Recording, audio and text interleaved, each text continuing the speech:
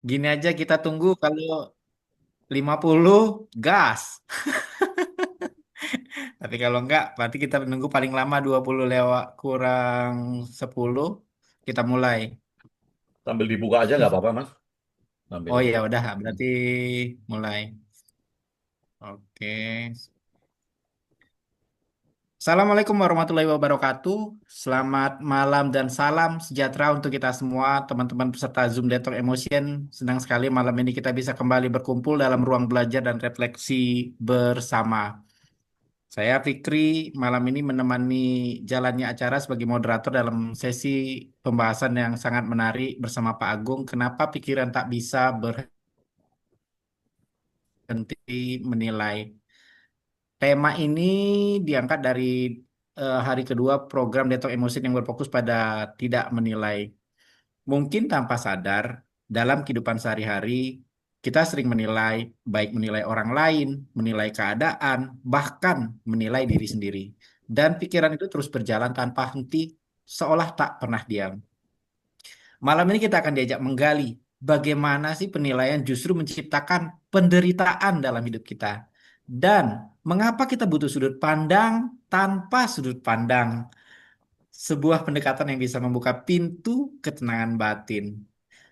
Sesi ini akan dibahas langsung oleh Pak Agung WB yang sudah sama-sama kita kenal sebagai ya coach lah kesehatan emosi dari HWN Indonesia sekaligus fasilitator mungkin dalam program Detox Emotion. Tanpa berpanjang kata. Mari kita sambut dengan perhatian. Pak Agung WB, waktu dan layar saya persilahkan. Terima kasih. Terima kasih, Mas Fikri. Terima kasih, teman-teman. Selamat malam minggu. Jadi kita weekend di sini. Sengaja karena bagi teman-teman yang tidak hangout keluar, kita bisa bermalam minggu lintas kota, lintas negara. Jadi ngirit perlu biaya bensin, kopi bikin sendiri di rumah masing-masing. Oke, saya ucapkan terima kasih bagi teman-teman yang tetap bersilaturahmi, kemudian tetap berbagi, tetap sharing, dan dari sana kita bisa mendapat pelajaran dari masing-masing kisah kehidupan kita. Jadi ini yang penting sebetulnya sebelum kita masuk ke detox emotion. Dimanapun kita berada ya, dimanapun kita berada di waktu kapanpun, karena kita ini adalah maksud makhluk sosial. Jadi kecuali orang-orang yang introvert, kecuali ya orang-orang yang introvert suka kesendirian, nggak mau diganggu gitu, kemudian asik dengan dirinya sendiri, gitu lah, kalau orang-orang introvert. Tapi pada umumnya secara general kita ini makhluk sosial yang belajar dari pengalaman orang lain, belajar dari emosi orang lain, belajar dari pikiran orang lain. Hanya hanya dengan itu cara satu-satunya kita bertumbuh dan bisa tetap eksis sebagai manusia. Karena sesuai dengan evolusi yang kita jalani sampai saat ini, kita itu belajar dari kesalahan-kesalahan yang sudah ada. Kesalahan dari diri kita sendiri, kesalahan dari orang lain, kemudian dari kesalahan itu kita olah sebagaimana sifat dari pikiran nanti yang akan kita bahas. Kemudian dari hasil olah atau analisa itu, kita menyaring menjadi satu langkah-langkah yang dipadukan.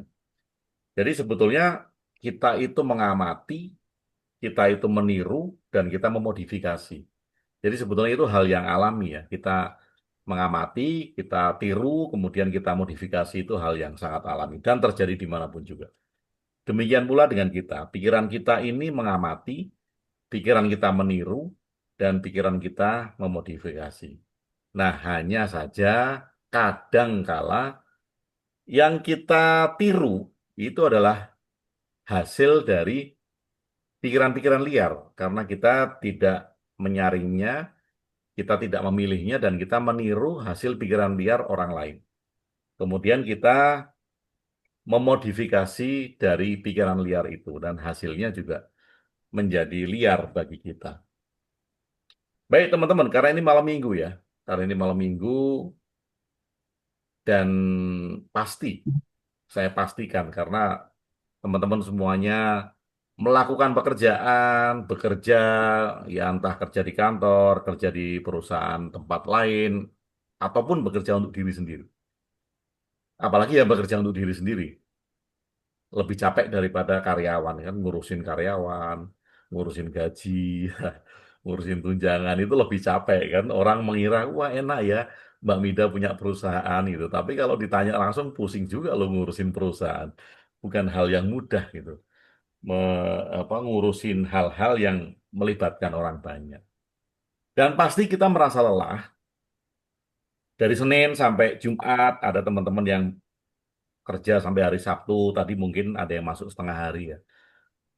Kita pasti merasakan lelah, merasakan capek, dan kadangkala ingin lari dari semuanya, merasa nggak kuat. Ya sudahlah, aku taruh semua hal ini gitu. Dan kemudian kalau rasa putus asa yang paling puncak, mungkin teman-teman ada yang pernah merasakan ingin mengakhiri hidup.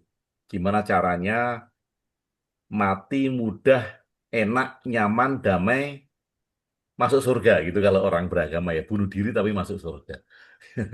Kan yang dicari itu ya, kalau ada satu doa yang membuat mati masuk surga, mungkin doa itu udah laris gitu. Karena banyaknya putus asa orang di dunia gitu.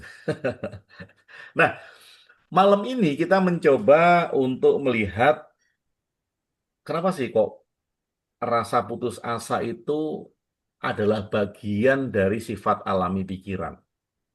Nah, kalau kita tidak menyadari, kita akan melihat bahwa rasa putus asa merupakan kegagalan atau ketidakmampuan kita dalam melakukan sesuatu. Padahal itu adalah sifat alami dari pikiran, sifat dari evolusi itu sendiri, sifat dari evolusi. Jadi karena itu merupakan sifat dari evolusi, maka kita tahu bahwa semua hal yang tidak bisa beradaptasi, ini sifat evolusi. Semua hal yang tidak bisa beradaptasi akan punah secara alam, punah. Jadi sekali lagi karena ini sangat penting, semua hal yang tidak bisa beradaptasi akan punah. Misalnya, setelah gempa bumi atau tsunami, ya bencana alam yang lain lah. Kemudian makanan-makanan yang ada di bawah itu hilang karena kena lahar, karena kena air, karena kena longsoran tanah gitu. Jadi buah-buahan yang rendah-rendah, rumput, tanah itu hilang. Musnah karena bencana alam. Nah, kemudian tertinggal hanya daun-daun yang tinggi, buah-buah yang tinggi. Karena hal itu, maka makhluk-makhluk yang tidak bisa mencapai makanan yang tinggi akan mati, akan musnah, karena tidak bisa beradaptasi. Nah, kalau kemudian ada binatang yang tidak bisa memanjat, kemudian lambat laun bisa memanjat, maka dia bisa beradaptasi. Sama dengan manusia, sama dengan kita. Putus asa bukanlah tanda bahwa kita gagal, tapi tanda sebagai simbol atau sign atau sinyal bahwa kita harus beradaptasi, harus beradaptasi. Bila putus asa itu sudah di ujung hidung kita, berarti itu tanda, tanda positif bahwa kita harus beradaptasi dengan sesuatu yang berada Hai, Kak di depan Sangan. kita. Nah, karena kita harus beradaptasi. Mengapa saya katakan harus? Karena itu merupakan hukum universal, hukum kehidupan. Adaptasi itu merupakan hukum kehidupan. Ekosistem, kemudian beberapa hal yang hanya bisa kita lakukan secara bersama-sama, secara secara tolong-menolong dalam arti secara sadar maupun tidak sadar. Nah, karena itu adalah hukum, adaptasi itu adalah hukum. sesuatu yang tidak bisa beradaptasi akan punah, akan musnah, akan punah ya. Lambat laun akan musnah. Sama seperti kita. Teman-teman sekarang misalnya nih, ini yang paling sangat bisa kita lihat. Teknologi berkembang sangat cepat. Beberapa bagian pekerjaan itu tereliminasi. Bisa dilakukan oleh teknologi. Admin, dimanapun juga sekarang sudah sangat dikurangi karena bisa dilakukan oleh teknologi. Admin itu bisa dilakukan oleh teknologi. Kalau dulu, misalnya sebuah website untuk menjawab customernya itu harus hire admin manusia. Tapi sekarang sudah ada bot yang bisa menjawab semua pertanyaan yang dilontarkan oleh customer. Bisa menjawab dengan otomatis. Apapun pertanyaannya, itu bot gitu. Artinya admin sudah nggak kepakai. Dan admin harus adaptasi dengan teknologi. Sekarang akuntan juga terancam dengan teknologi. Karena sudah bisa dilakukan. Hanya bagaimana si akuntan ini mau beradaptasi atau tidak. Jangankan itu, CFO, seorang Chief Financial Officer yang bisa membuat cash flow, yang bisa membuat neraca dari profitnya, dari loss-nya, dari cash flow-nya, yang dulu hanya bisa dilakukan oleh manusia. Sekarang bisa dilakukan oleh bot, walaupun harganya masih sedikit mahal. Tetapi itu bisa dilakukan. Membayar satu kali pakai lebih murah daripada menggaji seorang CFO. Ngeluarin uang misalnya sebuah sebuah sistem CRM yang kalau misalnya saya gaji orang UMR satu orang itu kalau di Jakarta kan bisa sampai 5,5. Kalau dalam satu tahun 5,5 kali 12. Paling tidak ngeluarin uang 70 juta. Nah, sebuah aplikasi CRM ditawarkan hanya dengan 15 juta. 15 juta. Itu sudah setahun 15 juta. Itu sudah dengan maintenance per bulan. Setahun loh, 15 juta. Sudah dengan maintenance per bulan. Artinya dia juga akan mengurangi orang-orang yang bertugas di bagian CRM. Nah, kembali lagi ini adaptasi. Sama dengan kita, teman-teman. Pikiran kita itu sudah berevolusi jutaan tahun. Dan kita sampai pada tahap ini, pikirannya, sampai dalam tahap ini bisa berpikir logis, bisa menganalisa, itu mengalami beberapa tahap. Kalau dulu dalam dalam kurun waktu kita masih menjadi manusia purba sebelum menjadi manusia cerdas ya, sebelum menjadi Homo sapien. Pikiran kita hanya bisa berpikir, aku agar tidak mati makan. Maka kemudian aku berburu. Dan dalam perburuan ini terjadi hukum rimba, siapa yang kuat, siapa yang menang. Kita belum memikirkan tentang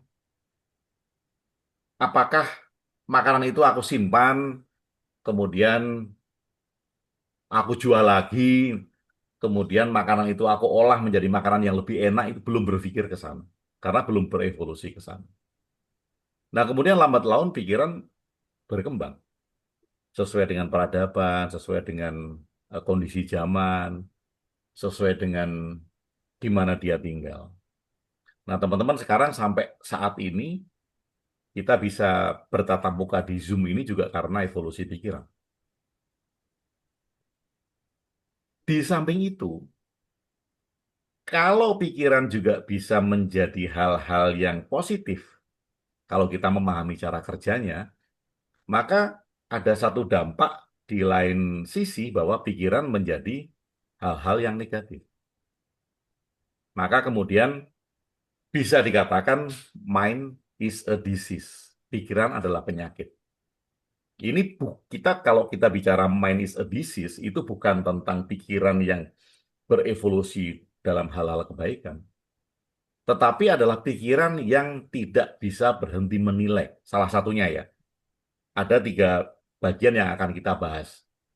Yang seperti pertanyaan kemarin di grup. Pertanyaan kedua kita bahas di Zoom berikutnya, pertanyaan ketiga di Zoom berikutnya, pertanyaan keempat, dan selanjutnya nanti materi-materinya akan berkembang. Tetapi saat ini, malam ini teman-teman, pikiran tidak bisa berhenti menilai, itu bagian dari mind is a disease. Pikiran adalah penyakit. Karena kita tidak pernah berhenti menilai. Nah, kita mungkin pernah merasa lelah ya, tapi bukan karena pekerjaan. Kita bisa saja bekerja dari jam 8 sampai jam 4, tapi pikiran nggak lelah. Yang lelah badan. Itu biasa karena apalagi yang teman-teman yang sudah seumuran saya, yang sudah 50 tahun ke atas, itu sudah merasakan menjadi lebih lelah daripada umur 20 tahunan. Kecuali Zaida ya, karena terus trekking ya Zaida. Hiking. Kalau kalau memang itu kita latih, maka kita bisa menjadi lebih tidak terlalu capek seperti orang-orang lain. Tapi pernah nggak teman-teman merasakan bahwa kita lelah itu bukan karena pekerjaan? Mungkin pekerjaan yang kita lakukan sedikit atau sebentar gitu. Tetapi kita merasa lelah, kita capek. Capek yang bukan karena fisik, capek yang bukan karena pekerjaan. Capek karena isi kepala kita sendiri yang terus-terusan menilai gitu. Dari masuk saja kita sudah menilai, oh rekan kerja saya kayaknya nyuap deh. Kok bos saya senyum terus ya sama dia, gitu kan. Kita sudah mulai menilai gitu. Kemudian bos saya kok rumahnya 4 ya, karyawannya belum ada yang bisa beli rumah. Ini pasti keuntungan perusahaan lebih banyak masuk ke bos itu. Karena kita menilai. Kemudian dari hal-hal yang kecil, dari teman kantor yang nggak menyapa kita di jam itu, gitu. Kemudian kita sudah cepat untuk menilai. Aku punya salah apa ya? Jangan-jangan dia lagi ngomongin aku di belakang, gitu loh. Itu sama kan? Oh, kita pasti cepat menilai ketika kita tidak berada di dalam satu grup. Wow, ini saya jadi ingat ada video di TikTok. Jadi itu menarik videonya. Jadi dua orang nih di TikTok. Saya mau rekod kemarin lupa. Jadi dua orang lagi duduk-duduk nih. Kemudian yang satu bilang, eh kayaknya grup kita mau dibubarin deh gitu. Kemudian yang satu bilang, alah bubarin aja. Kan saya yang akan dikeluarkan, bukan grupnya yang dibubarkan gitu. Kemudian dia bilang, enggak kok. Jadi yang satu bilang, alah ngaku aja. Kalau udah saya dikeluarin pasti bikin grup baru lagi ya, gitu. Buat ngomongin saya.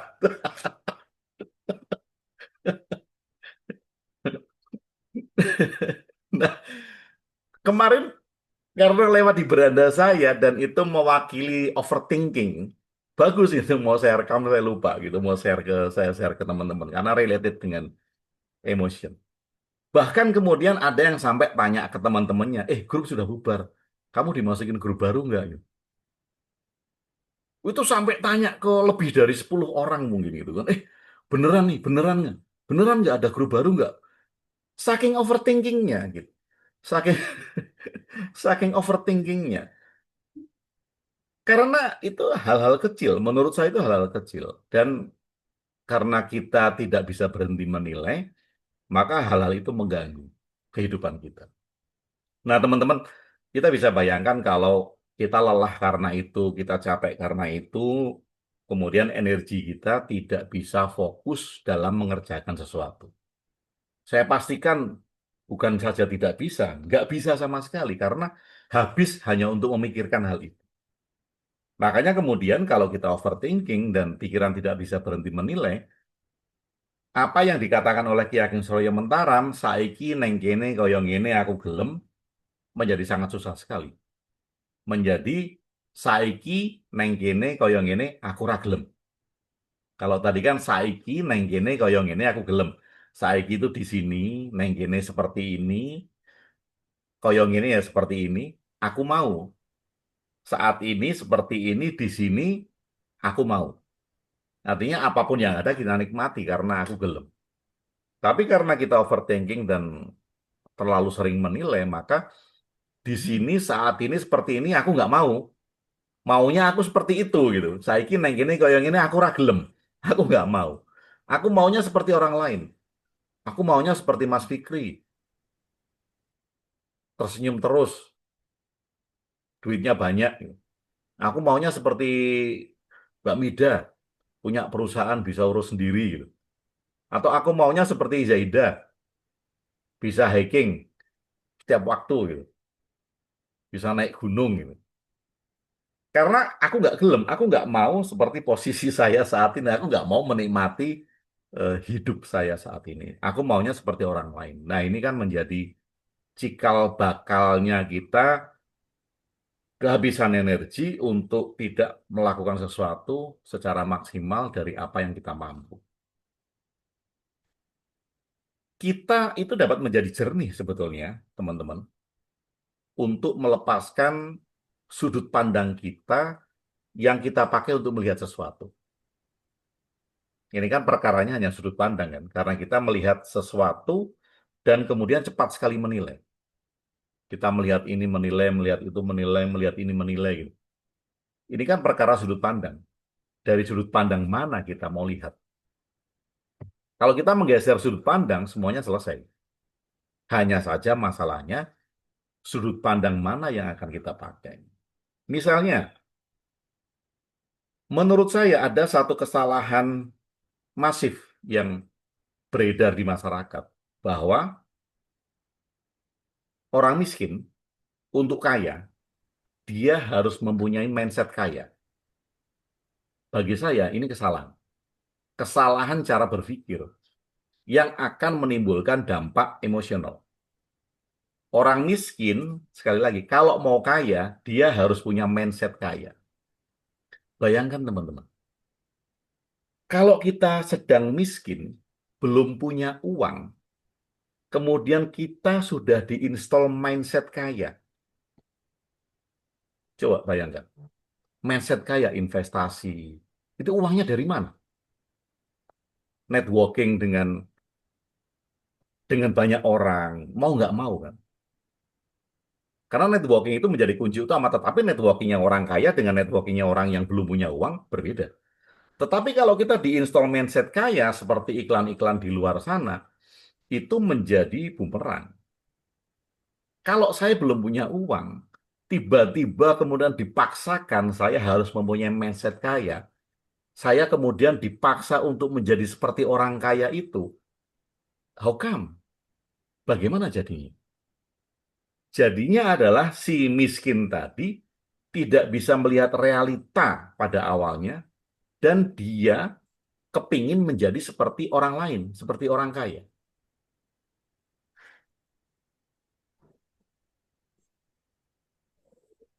Well-being ini merupakan sebuah proses. Kalau di dalam cara kerja pikiran ya, well-being itu merupakan proses. Bila saya tidak punya uang, yang harus saya lakukan pertama adalah melihat realita bahwa saya memang tidak punya uang. Realita itu yang harus kita sadari. Saya tidak punya uang. Lalu bagaimana caranya saya punya uang? Lah tentu bukan tiba-tiba kemudian saya akan punya uang banyak. Dimulai dari apa yang bisa aku lakukan. Kemudian dimulai dari apa yang bisa saya jual dari yang aku lakukan.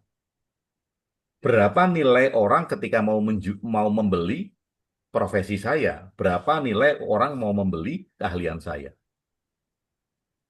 Nah, dari sana kemudian baru bergulir tentang hal-hal yang semakin tahun itu menjadi semakin lebih, semakin tahun menjadi semakin lebih, semakin tahun menjadi semakin lebih. Bukan kemudian dalam 1 minggu itu akan menjadi miliarder, 1 bulan menjadi orang eh, konglomerat, 1 tahun sudah punya jet pribadi, kan nggak kayak gitu. Tapi kalau kita dari nggak punya uang, kemudian oke lah pakai istilah orang-orang lah, diinstal mindset kaya, maka bagi saya itu bumerang. Karena pikiran akan terus menilai, pikiran akan terus ingin menjadi seperti orang lain. Dia tidak menjadi dirinya sendiri dan tidak berani untuk menjadi dirinya sendiri. Teman-teman, apa yang terjadi di dalam kepala kita? Sekarang dari bangun tidur, coba kita remind, apa yang terjadi di dalam kepala kita? Bangun tidur, kita sudah harus milih. Beker alarm bunyi. Kita milih bangun atau tidur 10 menit lagi. Dan saya yakin teman-teman, 5 menit lagi, gitu. Nanti jam 6 kok, ini alarmnya masih jam 5.30. 10 menit, 5.45 lah, 5.45 itu. Di set lagi 5.45, 10 menit lagi bunyi. Kemudian pada saat jam 6 kita sudah memutuskan bangun, kita memilih lagi kan, akan cuci muka atau mandi. Kemudian pikiran sudah bergemuruh lagi. Mungkin ada yang bilang gini, kan tadi malam sudah mandi, kamu ada di ruangan AC, kan nggak keringetan. Cuci muka aja deh. Bagian dari diri kita ada yang mengatakan itu. Bahkan ada yang bilang, gosok gigi aja deh. Kan toh di cermin kamu masih kelihatan bersih. Orang bangun tidur ini kan nggak capek gitu, masih bersih. Atau ada yang memutuskan mandi. Ketika selesai mandi, nggak berhenti di situ. Kita harus memilih lagi, mau pakai kaos atau pakai baju, mau pakai sepatu atau pakai sendal. Kemudian kita memilih lagi, mau sarapan di rumah atau di kantor, atau di saat meeting. Mau minum air putih, kopi, atau teh. Mau makan sandwich, mau makan nasi uduk, atau makan telur aja. Di dalam seharian sampai 24 jam, sampai kita bertemu di Zoom ini, kita tidak pernah berhenti untuk memilih. Bahkan ada teman-teman yang di grup, ada tanggal kita Zoom, juga memilih, mau hadir atau tidak. Ada yang memilih pengen gampang, nanti melihat rekamannya gitu. Nah, nanti akan saya berlakukan, melihat rekaman itu bayar. Kalau ikut Zoom gratis. Kalau melihat rekaman, ngikutin rekamannya bayar. Dan bayarnya mahal, 500.000. Kalau ngelihat rekaman, lah kok enak gitu kan. Kan kan hadir di Zoom sudah gratis, kita sudah membahas hal-hal yang tidak dikenakan biaya. Tapi kalau mau enak, tentu no pain no gain. Kita harus mengeluarkan sesuatu untuk sesuatu yang akan membuat kita lebih nyaman. Naik transportasi kelas ekonomi dengan first class berbeda dong, walaupun pesawatnya sama. Kelas ekonomi misalnya, kalau Jakarta Amsterdam itu sekitar 16 juta, kelas bisnis itu 30 juta, first class itu 110 juta. Bedanya jauh banget kan? Kalau kita lihat dari 16 juta ke 110 juta, itu bedanya jauh banget. Tetapi ada orang-orang yang mau spend money dengan jarak tempuh yang sama. Jakarta Amsterdam itu 14 jam, jarak tempuhnya sama. Kalau tidur yang merem-merem juga, kalau makan ya kayak gitulah makan. Mau sekenyang-kenyangnya mau makan apa sih? Tapi ada orang yang mau spend 110 juta sekali perjalanan. Kalau dia bolak-balik berarti 240, 220. Kalau sekali jalan itu 110 juta. Dibanding yang ngeluarin uang hanya 16 juta. Tapi ada orang yang spend itu 110 juta. Nah, kita tentu tidak bisa melihat dari satu sisi saja ya. Karena kita akan menilai.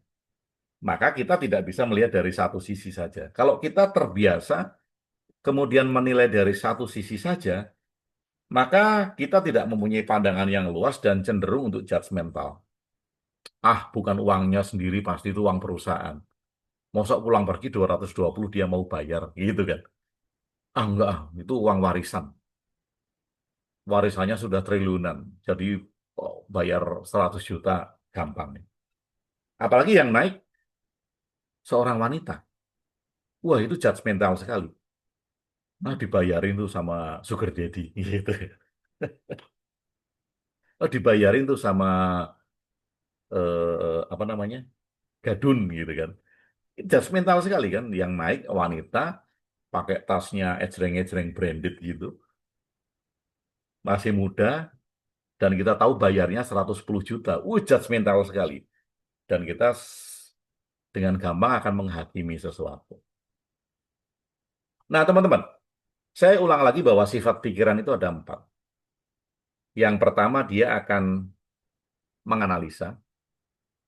Kita ketemu apapun, kita akan analisa sesuatu itu. Kita ketemu orang, kita analisa. Ketemu barang, kita analisa. Ketemu buku, kita analisa. Ketemu situasi, kita analisa. Ketemu hewan, ya kita analisa. Ketemu apapun, kita akan menganalisa. Apakah kita bisa berhenti menganalisa, Pak Agung? Kalau untuk latihan bisa, tetapi karena itu sifat dasar dari pikiran, maka analisa tidak bisa kita hilangkan. Karena itu tadi, sifat pikiran ini, yang 4 ini adalah alat kita untuk berevolusi. Kalau ini kita hentikan, kita tidak bisa beradaptasi, dan kita akan musnah.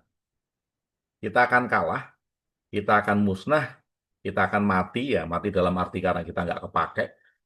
Alam itu merasa bahwa sesuatu yang tidak berguna, yang tidak ada peran di dalam alam itu lama-lama akan musnah.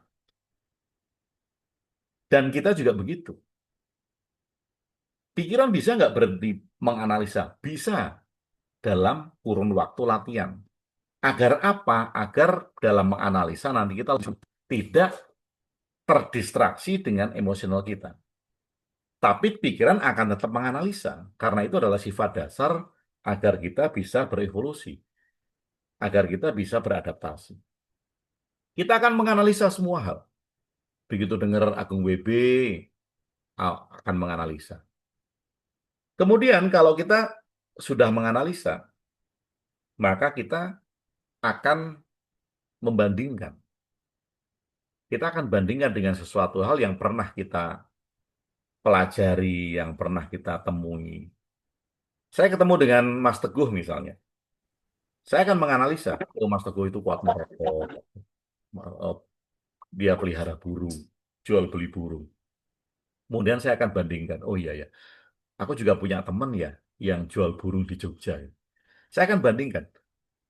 Dari sifatnya akan saya bandingkan, dari hal-hal yang terkait dengan apa yang kita kenal baik dan buruk juga kita bandingkan. Dan ini bukan sesuatu yang salah. Sekali lagi karena ini sifat alami, maka membandingkan pun adalah alat bagi kita untuk beradaptasi. Kalau kita sudah membandingkan apa yang kita analisa, apa yang kita bandingkan, maka kemudian kita akan memberi penilaian. Penilaian tentang baik dan buruk, penilaian tentang tepat dan tidak tepat, penilaian tentang hal-hal yang bisa aku lakukan dan tidak. Dan yang terakhir kita akan memutuskan. Memutuskan. Memutuskan terus berteman atau tidak, memutuskan memakai produk itu atau tidak, memutuskan untuk berjalan atau tidak, memutuskan untuk menolak atau tidak. Nah, karena semua ini adalah sifat dari pikiran, kita tidak bisa menghilangkan. Kita hanya harus sadar bahwa pikiran mempunyai 4 sifat dasar agar kita tetap bisa beradaptasi. Kita tidak punah, kita tidak hilang di telan alam, dan kita masih bisa berkontribusi. Nah, kita menganalisa, kita mendeskripsikan, kita menganalisa, kemudian kita membandingkan, kita menilai, kita memutuskan sesuatu itu dalam rangka kita bisa berkontribusi. Bukan untuk mencelakai diri kita sendiri. Nah, kembali lagi, kalau 4 fungsi pikiran tadi menyebabkan kita tidak bisa berhenti untuk menilai, maka kita tidak memberikan kontribusi. Penilaian terakhir kita atau pilihan terakhir kita tidak memberikan kontribusi, tetapi malah mencelakai diri kita karena menjadi bumerang. Kita nggak bisa kerja dengan baik, kita menjadi overthinking, kita menjadi meluap-luap hanya masalah-masalah kecil, kita lebih mudah mencurigai orang. Kalau kita tahu bahwa penilaian-penilaian itu menciptakan riak di dalam pikiran, maka seharusnya kita tahu pula bahwa riak air di semua kolam atau di semua sungai itu bisa menjadi tenang apabila tidak dilempari batu. Nah, kita tahu ternyata analisa kita, cara kita membandingkan, cara kita menilai, dan cara kita memutuskan itu adalah batu yang dilempar ke area kolam, sehingga itu menjadi riak. Menilai, teman-teman, itu menciptakan emosi sekunder. Ini yang mesti harus kita sadari. Menilai itu menciptakan emosi sekunder, apapun itu. Maka pertanyaannya adalah, apakah emosi sekunder saya itu membawa manfaat atau hanya menciptakan overthinking yang nggak habis-habis? Misalnya nih, misalnya ya, saya berada di KRL, naik KRL yang penumpangnya banyak. Karena kalau di bis-bis yang penumpangnya nggak banyak, kita nggak bisa lihat. Saya berada di kereta dan banyak penumpang. Ada seorang bapak-bapak bawa dua anak di depan saya. Dia duduk. Kemudian anaknya itu ada yang teriak-teriak, ada yang excited karena ngelihat stasiun baru, ada kereta yang lewat dan segala. Bapaknya itu diem aja. Kalau saya terjebak dengan penilaian saya akan bilang orang tua yang nggak bisa ngatur anak. Ngasih pelajaran anak aja nggak bisa. Buktinya anaknya ganggu samping kanan dan kiri. Teriak-teriak terus. Kalau saya hanya punya satu sudut pandang. Tetapi ketika saya mau mulai untuk melihat sisi-sisi lain dan bisa bertanya sendiri ke bapak itu, mungkin saya akan menyadari, oh ternyata bapak ini sedang menuju rumah sakit di mana ibunya atau istrinya itu sedang sakit keras dan dia hanya bisa diem aja. Sedangkan anak-anaknya yang berada dalam fase sukacita, dia nggak akan terpengaruh dengan hal-hal itu. Maka kita melihat seorang bapak yang diem saja karena istrinya sakit dan anaknya terlihat nggak bisa diatur karena mengganggu samping kanan kiri. Nah ini judgmental. Ini adalah penilaian yang sangat sempit di mana kita tidak berusaha untuk meluaskan sudut pandang kita atau mencari sumber pertama dari hal-hal yang ingin kita nilai. Mengapa sih, teman-teman, ini perlu kita jadikan refleksi, mengapa kita selalu menilai? Mengapa kita selalu menilai? Dari zaman purba sampai sekarang ya kita menilai. Perbedaannya tadi ya, ada penilaian dengan ego atau emosi sekunder, ada penilaian dengan pikiran jernih. Nah, mengapa kita selalu menilai? Yang pertama itu pikiran ingin merasa aman. Teman-teman, semuanya kita ingin merasa aman. Makanya kita menilai. Kita ingin merasa aman. Maka kemudian ada penilaian, ada surga sama neraka. Itu penilaian. Karena kita ingin merasa aman. Oh, aman nanti masuk surga. Maka kemudian ada penilaian. Oh, aku mengambil pekerjaan yang ini saja. Saya menilai, saya memutuskan karena saya ingin merasa aman. Siapapun dari kita, teman-teman semuanya di sini itu pengen merasa aman. Maka kemudian kita menilai. Kemudian kita dari pengen rasa aman itu kita memberi label. Label atas nama mekanisme kontrol. Jadi menilai ini adalah mekanisme untuk mengontrol. Karena maka dari itu kita menilai. Tidak tepatnya tadi kita menilai terlalu dini, kita tidak pernah berlatih untuk jernih menilai, maka tercipta emosi sekunder. Sehingga mekanisme kontrolnya tidak jalan. Dan hanya karena kita pengen merasa aman. Misalnya gini, saya bekerja di perusahaan saya dulu sebelum saya keluar. Kemudian saya ingin merasa aman. Oh iya ya, karena kemajuan teknologi, banyak anak-anak baru yang masuk gitu. Saya merasa tidak aman. Tidak amannya karena saya melihat anak-anak baru belajarnya cepat, lebih kreatif, lebih inovatif. Saya yang makin tua ini bolot belajar. Otomatis saya merasa tidak aman dong. Jangan-jangan posisi saya digantikan oleh anak-anak baru itu. Ini adalah mekanisme bahwa saya ingin merasa aman. Lalu saya overthinking. Nah, ketika saya overthinking dan menilai anak-anak baru ini tidak pada proporsinya, maka energi saya hanya habis untuk menilai itu. Saya nggak upgrade diri, saya tidak belajar, saya tidak mengikuti teknologi. Ya akhirnya kalah beneran dalam bersaing. Karena rasa aman saya tidak saya cover dengan saya belajar lagi, tetapi saya hanya menghabiskan waktu saya untuk menilai anak-anak baru tadi.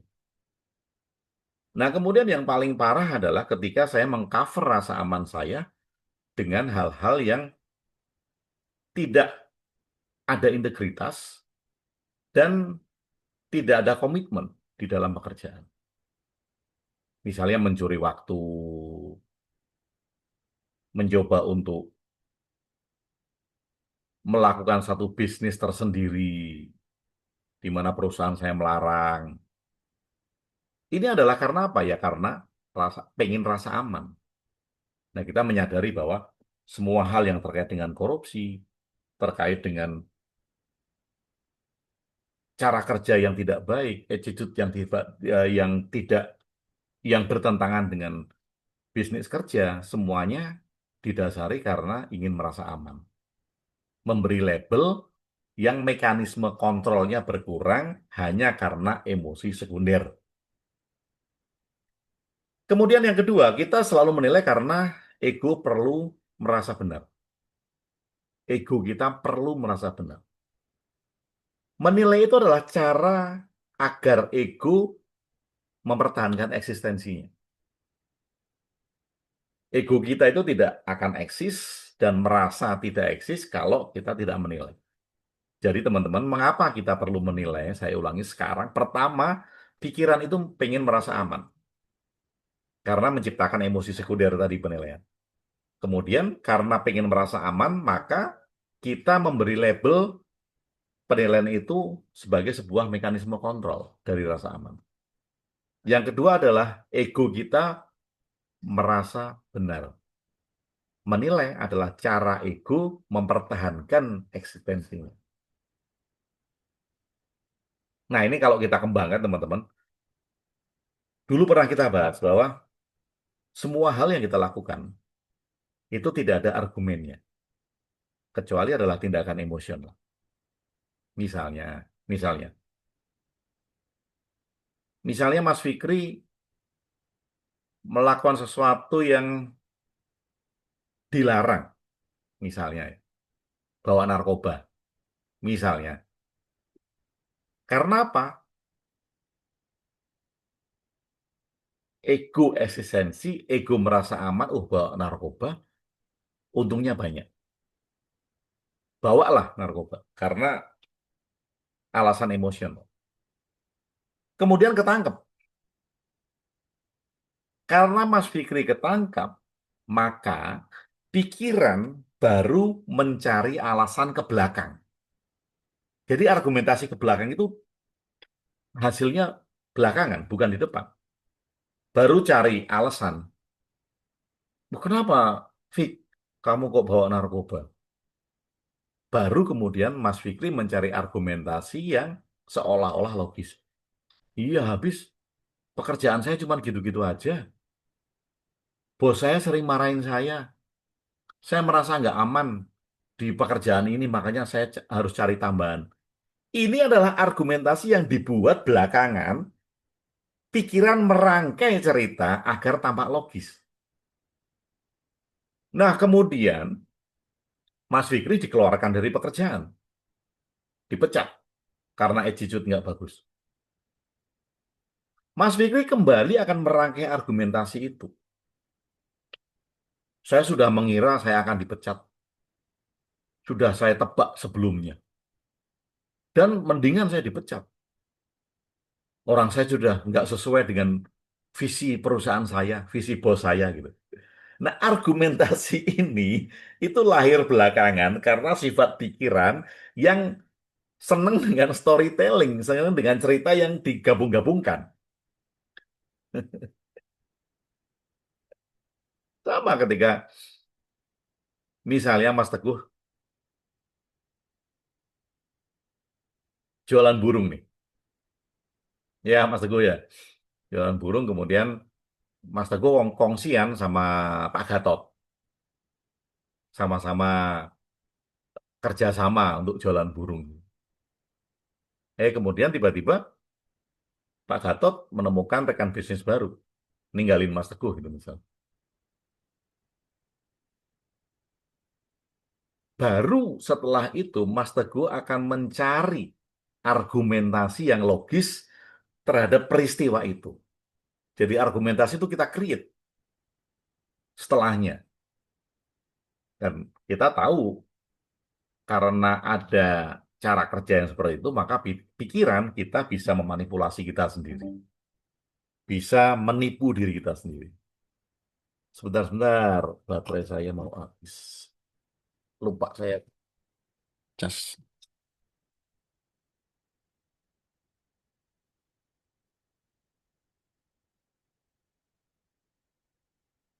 Oke, kemudian yang ketiga, mengapa kita selalu menilai tadi ya? Yang pertama, pikiran ingin merasa aman. Kemudian yang kedua, ego perlu merasa benar. Kemudian yang ketiga, kita terbiasa untuk melakukan reaksi. Kita membudayakan reaksi cepat. Semakin cepat menilai, semakin dianggap pintar. Bahkan kemudian di dalam pelatihan-pelatihan manajemen tertentu, kita dituntut untuk cepat memutuskan sesuatu. Dan belum tentu ketika kita memutuskan sesuatu dengan cepat, itu adalah sesuatu yang baik yang kita lakukan. Karena kalau kita melakukan keputusan yang cepat atas dasar aksi, ini adalah hal yang dulu pernah kita bahas tentang spontanitas. Tetapi kalau itu adalah reaksi, maka ini kaitannya dengan overthinking. Kita terlalu cepat bereaksi. Reaction. Ada sesuatu kita cepat. Itu adalah reaksi. Kalau reaksi itu cepat. Kalau aksi nggak bisa cepat. Kalau reaksi itu cepat. Disulut sedikit bereaksi, disulut sedikit bereaksi.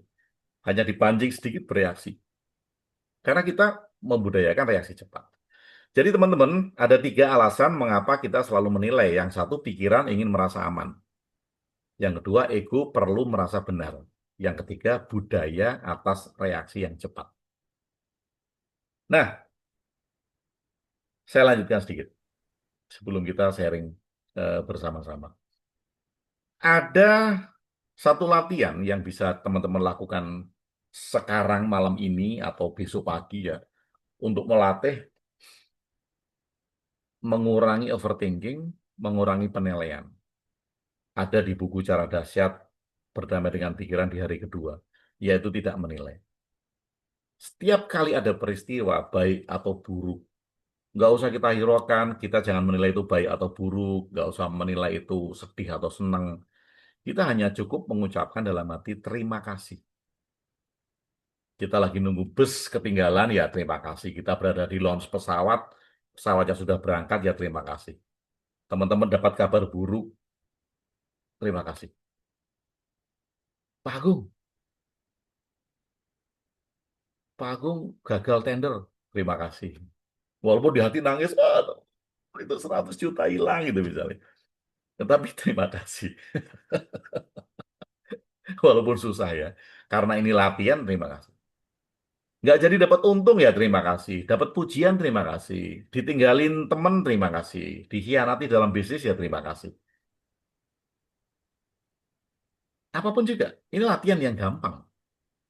Apapun yang kita terima dari peristiwa apapun saat itu, kita berlatih di dalam satu hari mengucapkan terima kasih. Burungnya laku, terima kasih. Burung Mas Teguh nggak laku, ya terima kasih. Ada orang datang nggak jadi beli, ya terima kasih. Ada orang datang beli, terima kasih. Ada orang yang mengecewakan, ya terima kasih. Ada orang yang membuat kita senang, ya terima kasih. Sederhana. Tapi ini mempunyai efek bahwa kita menarik jarak antara yang melihat dan yang dilihat. Kita itu mengambil jarak antara pelaku dan yang melakukan. Ada pelaku yang dikecewakan, ada yang melakukan rasa kecewa. Ada yang melakukan memberi untung, dan ada yang pelaku yang dirugikan. Kita mengambil jarak dari latihan yang sederhana ini. Apapun juga terima kasih. Apapun juga terima kasih.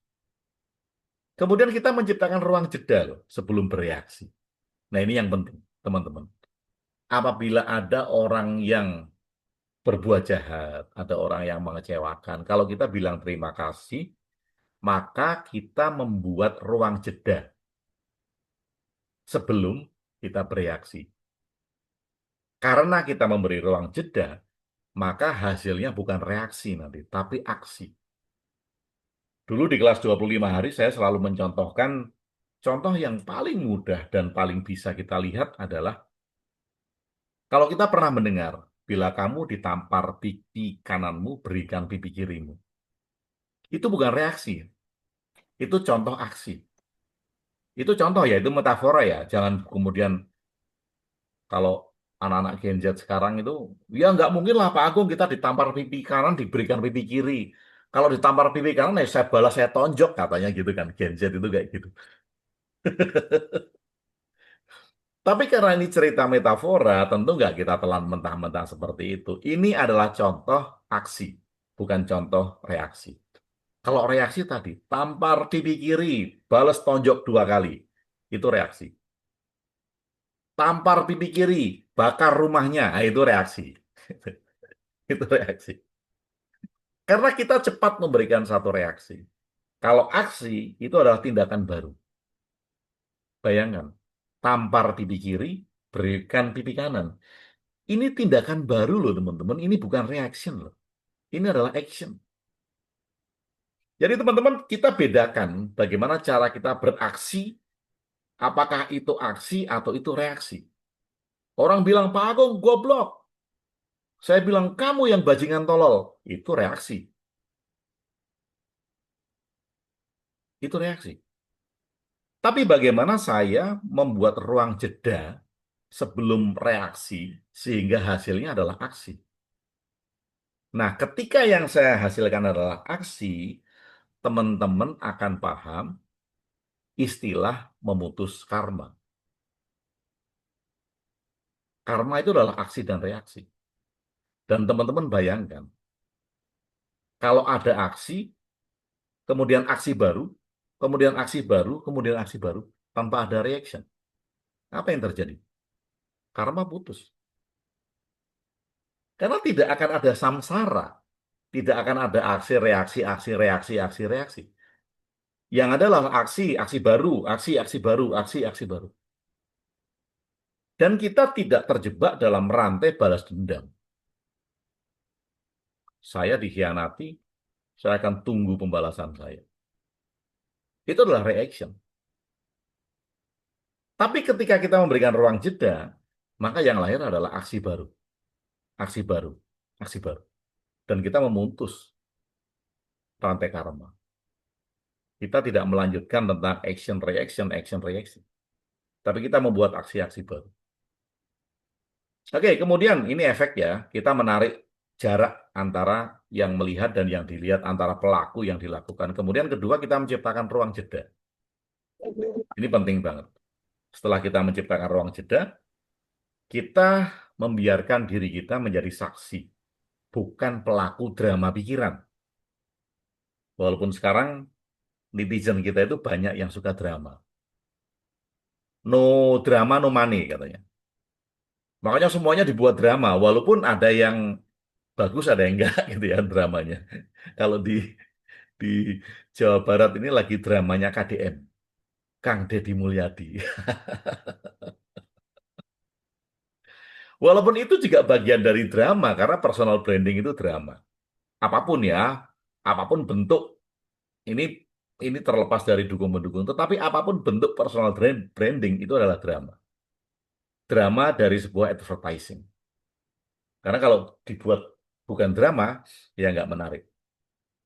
Karena semua hal yang dramanya makin dramatis, itu menarik. Nah, teman-teman yang belajar nulis novel itu selalu saya ajak.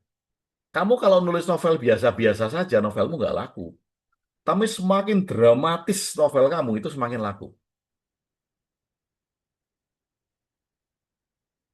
Dramatis itu kayak kalau kemudian dibikin istrinya adik tiri yang diperistri oleh ayahku, yang kemudian tanpa sengaja diperistri oleh tetanggaku, yang ternyata tetanggaku itu adalah sahabatku sendiri. Wah, itu dramatis. Semakin drama, itu semakin laku.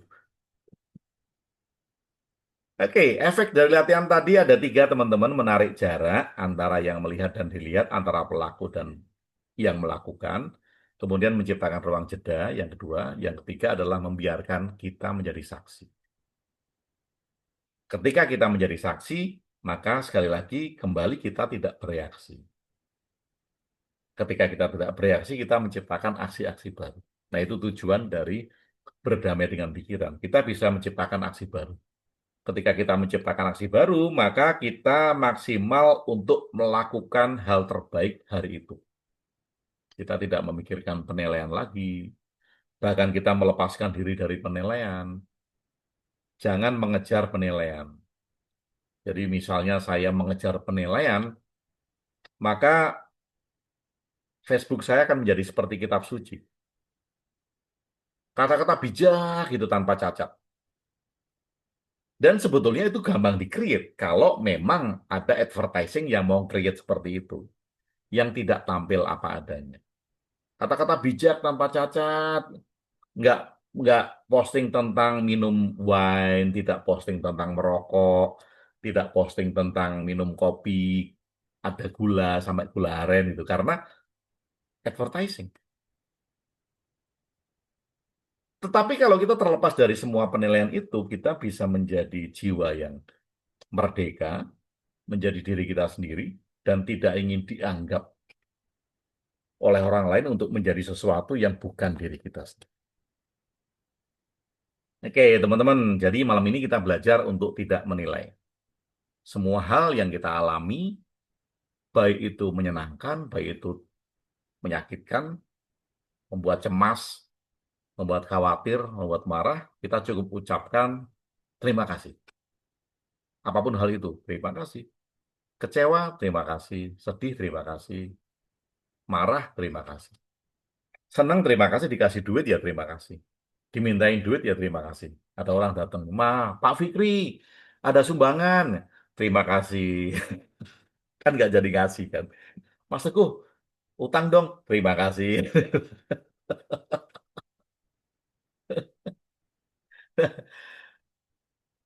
Karena hal yang sangat sederhana tetapi sering kita lupakan, maka teman-teman tidak ada salahnya kita mencoba kembali agar hasil analisa kita menjadi jernih. Kalau ada pertanyaan, bisa nggak kita menghentikan 4 proses pikiran tadi Pak Agung? Bisa, tapi bukan tujuannya bukan itu. Tujuannya bukan menghentikan. Kalau kita menghentikan dalam latihan drop mind, hanya agar kita tahu bahwa pikiran kita itu tidak berproses terus-menerus. Kita bisa meletakkan saat tidak digunakan. Dan kita akan menggunakan saat kita perlu menggunakan. Sehingga kita bisa menganalisa secara jernih, kita bisa membandingkan secara jernih, tidak ada emosi sekunder, kita bisa menilai secara jernih, dan kita bisa memutuskan sesuatu secara jernih. Jadi latihannya sangat sederhana, apapun yang lewat di depan kita dengan penilaian-penilaian kita, kita cukup bilang terima kasih. Dan kenapa, mengapa latihan itu kita lakukan? Karena tadi, satu, agar kita bisa menarik jarak dari yang melakukan dan yang dilakukan, dari yang melihat dan yang dilihat, kemudian menciptakan ruang jeda sebelum kita melakukan reaksi, sehingga kita tidak jadi melakukan reaksi, dan kita melakukan aksi. Kemudian yang ketiga, membiarkan kita menjadi saksi. Oke, kalau gitu maka kita tidak perlu bereaksi, teman-teman, pada semua yang kita pikirkan. Jangan-jangan, gitu, jangan-jangan bahwa kita sedang berpikir agar kita siap, bukan untuk kita putuskan. kita terjebak ketika kita memikirkan sesuatu dan kita anggap bahwa kita harus memutuskan dari yang kita pikirkan. Namun karena kita menyadari bahwa mekanisme pikiran ini adalah proses kita untuk bisa beradaptasi, maka jangan-jangan semua hal yang hadir ini ingin menyiapkan diri kita pada sesuatu yang lebih besar yang nantinya kita harus siap untuk mengalami itu.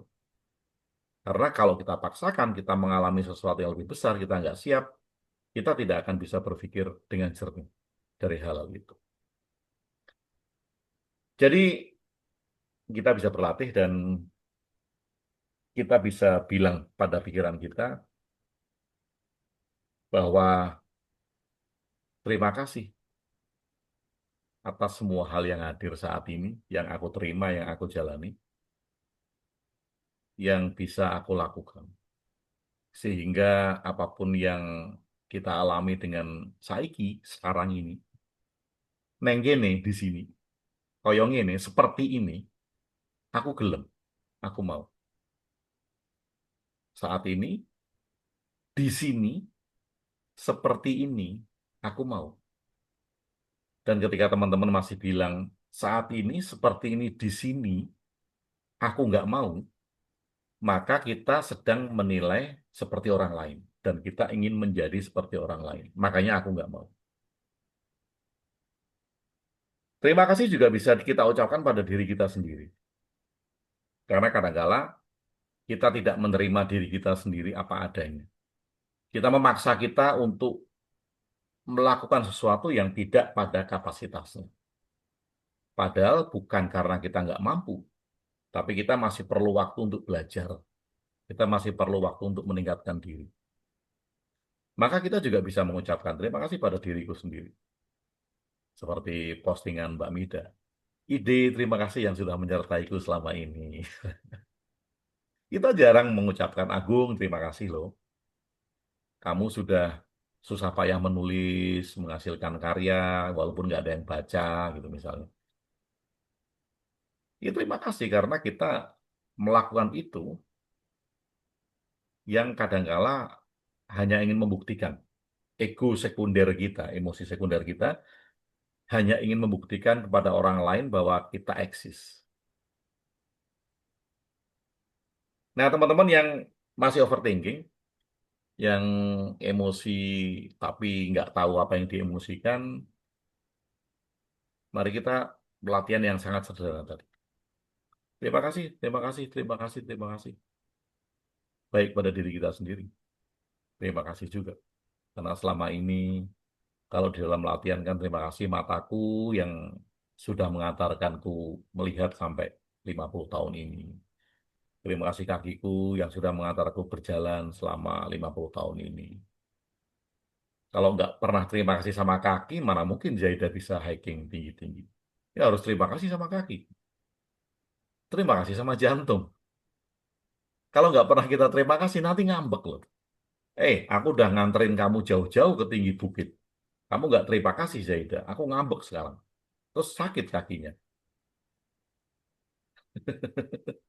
Karena marah. Sel-sel kita marah gitu. Karena dia punya kecerdasan. Oke, Mas Fikri. Kita sharing dulu, Mas Fikri. Silakan. Oke. Baik, luar biasa. Terima kasih Pak Agung atas pemaparannya. 1 jam sudah berlalu. Pak Agung menyampaikan, saya sampai terkesima dan Pak begitu banyak yang saya catat, paling nggak untuk saya sendiri. Baik, terima kasih kawan-kawan. Sekarang kita masuk pada sesi tanya jawab atau sharing. Bagi teman-teman yang ingin bertanya sharing, silakan boleh menuliskan pertanyaan di kolom chat. Kemudian, atau jika ingin bertanya langsung, bisa gunakan fitur raise hand dan kami akan persilakan untuk membuka mic. Mari kita manfaatkan kesempatan ini untuk bertanya dengan jujur dari apa yang sedang kita alami. Karena bagi saya sering melihat seringkali pertanyaan dari satu orang bisa mewakili kegelisahan banyak orang. Jadi ya silakan bagi siapapun yang ingin bertanya, ya saya persilahkan. Terima kasih. Mas Bambang mau nanya. Ya silakan. Ya silakan. Tadi siapa Mas Bambang? Ya, Ya, silakan open mic-nya Mas. Oke, ya. terima kasih. Selamat malam, Pak Agung. Selamat malam, Pak Iya, Babang. terima kasih. Moga-moga ini forum ini tidak berhenti di sini karena kita berpikir out of the box ya, Pak.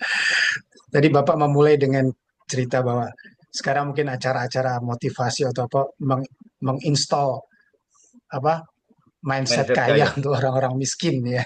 Itu yang saya juga saya pelajari dari kebetulan saya psikolog ya, Pak. Saya juga pelajari tentang positif psikologi. Terakhir memang begitu. Ternyata istilahnya self help movement ini Mhm, lebih banyak adalah lack of substance ya mhm, substansinya kecil dan over promising. mhm.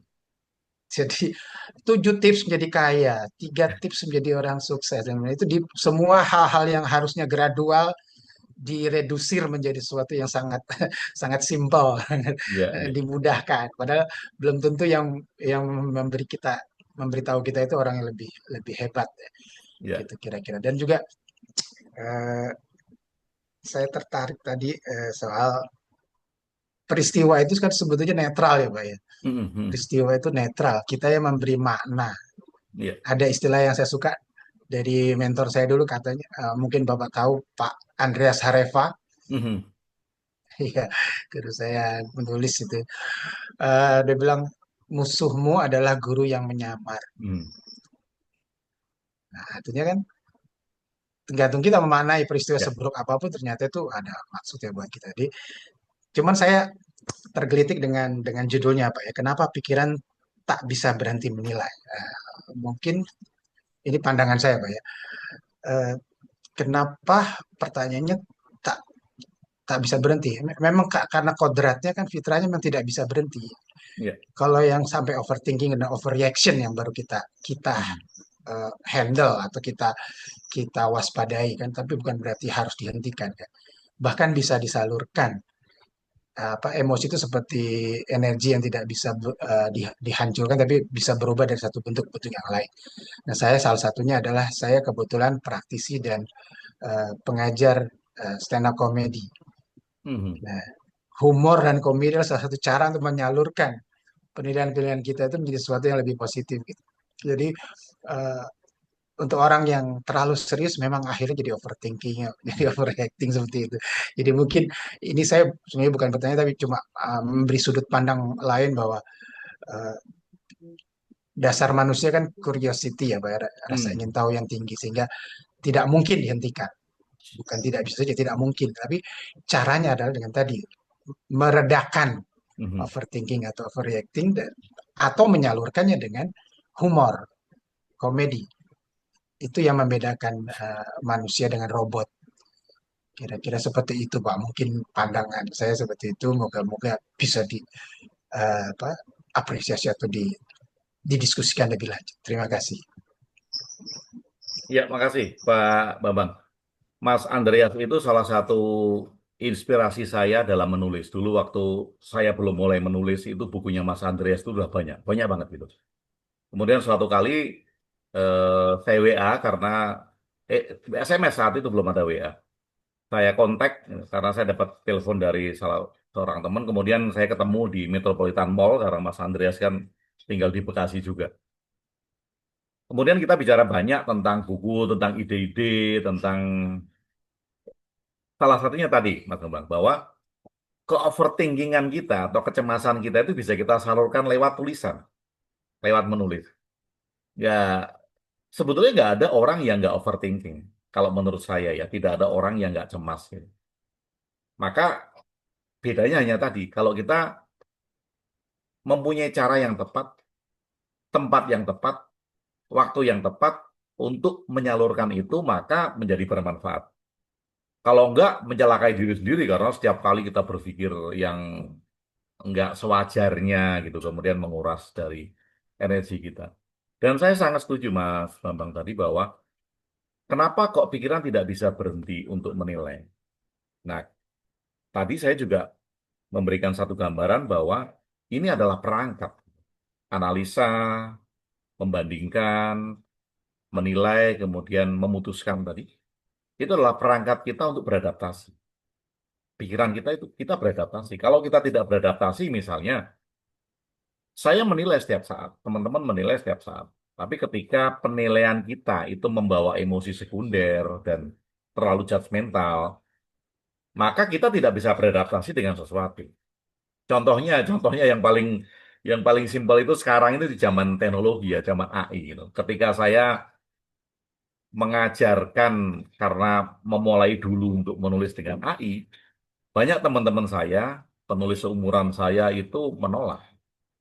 Bahkan kemudian mengecam gitu. Wah, Pak Agung sudah nggak kreatif, sudah pakai AI, sudah tidak berkembang gitu, sudah pakai AI. Itu kan judgmental, karena sebagian besar dari mereka ketika saya tanya, sudah pernah tahu belum cara kerja AI itu seperti apa? Sudah pernah praktek belum menggunakannya seperti apa gitu. Jadi sebagian besar memang belum pernah tahu, hanya kulit luarnya bahwa AI itu menurut mereka adalah mereplika atau membuat plagiarisme dari sebuah tulisan yang sudah ada di internet. Nah, karena ketidaktahuan itu, maka terjadi judgmental yang sangat dini, itu penilaian yang sangat dini. Nah, tetapi kalau kita kembangkan, seperti kata Mas Bambang tadi, bahwa memang pikiran kita tidak bisa berhenti menilai, dan malam ini kita memang tidak menghentikan penilaian. Kita menyadari dulu bahwa 4 proses pikiran itu adalah senjata kita untuk beradaptasi. Karena kalau kita tidak menilai, misalnya, wah capek ya, kalau saya jalan kaki dari Jogja ke Jakarta gitu, kan saya sudah menilai capek. Tapi karena saya menilai capek, positifnya kemudian terciptalah kendaraan. Bahkan kemudian ketika lebih cepat lagi ada pesawat terbang.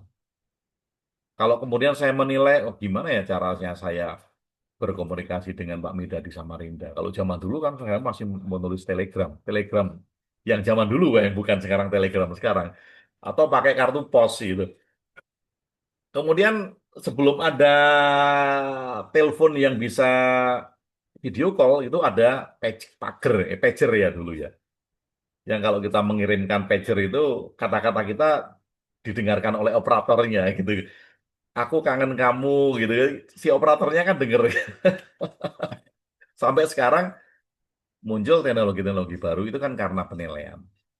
Jadi teman-teman ketika kita menyadari bahwa ini adalah perangkat kita untuk adaptasi, kita bisa maju, peradaban bisa makin makin tumbuh, maka kita bukan menghentikan, tetapi kita bisa melatih untuk sesaat berhenti agar ada ruang jeda.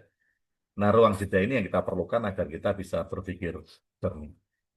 Nah, tentu Mas Ibing tadi juga membuat highlight bahwa ya saya saya nggak tahu missing link-nya di mana para motivator itu ya. Sehingga dia mengatakan bahwa semua orang bisa sukses gitu. Nah, kata-kata semua orang bisa sukses itu akhirnya saya membayangkan saya bisa sukses seperti dia. Saya bisa sukses seperti konglomerat yang punya 2 triliun gitu. Saya bisa sukses seperti orang yang punya uang miliaran gitu. Padahal kan ukurannya berbeda-beda. Ketika misalnya saya memberikan seminar 1 minggu jadi miliarder, kan saya mengajak orang berpikir seperti saya atau mengajak orang menjadi seperti saya. Nah, ini celakanya kan di sini.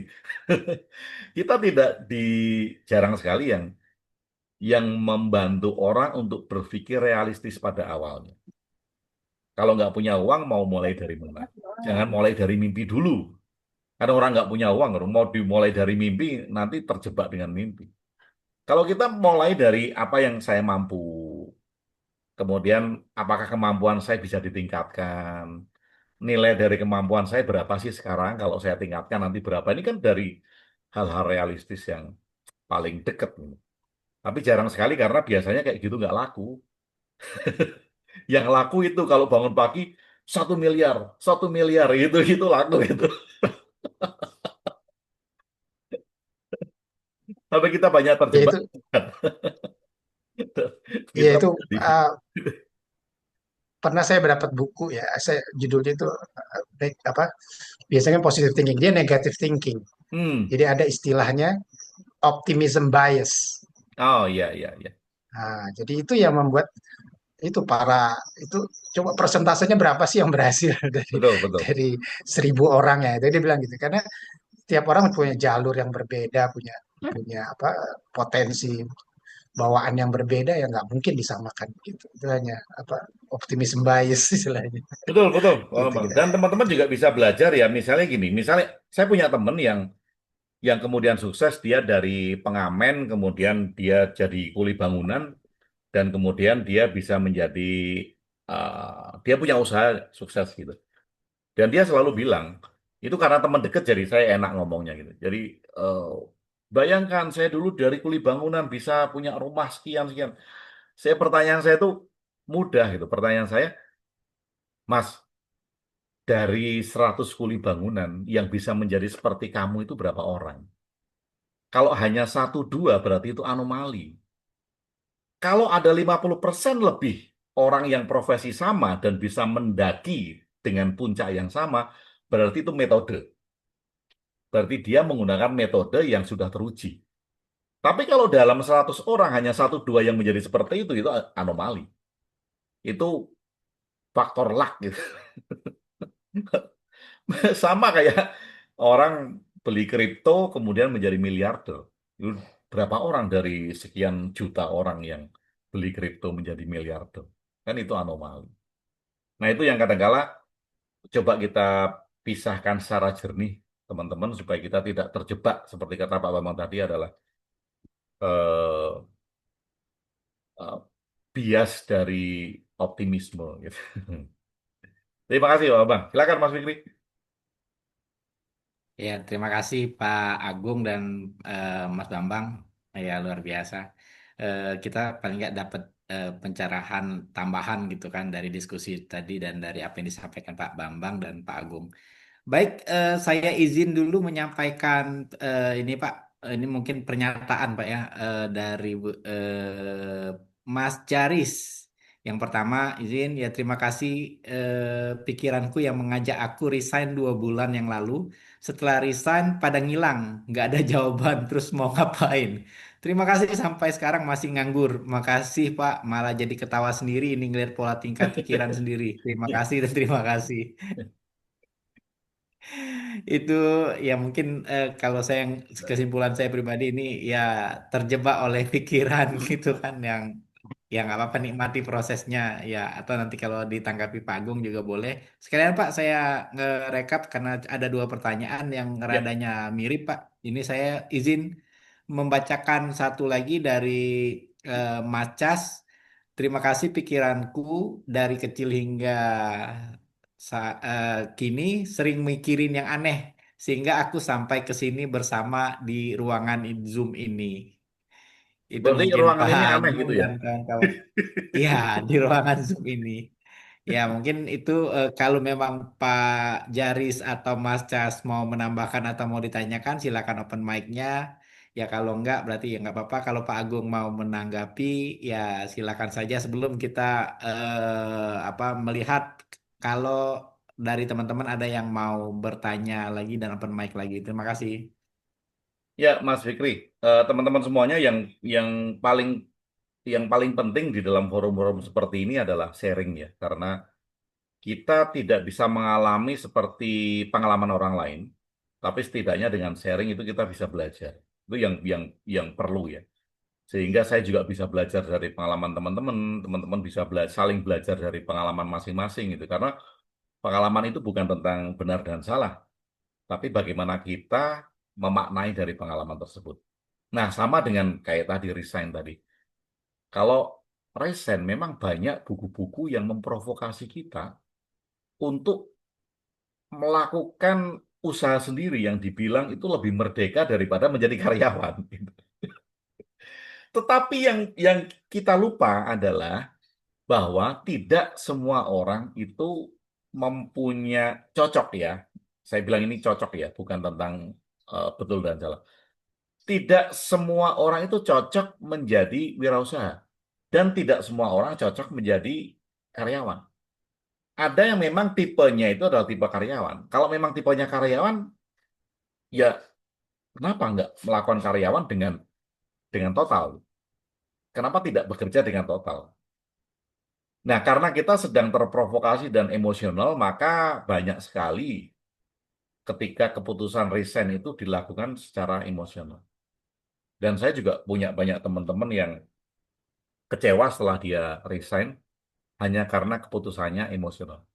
Nah, kalau kita bisa melakukan refleksi lagi, atau teman-teman yang sekarang lagi galau mau resign atau tidak, ada beberapa hal yang bisa kita pikirkan.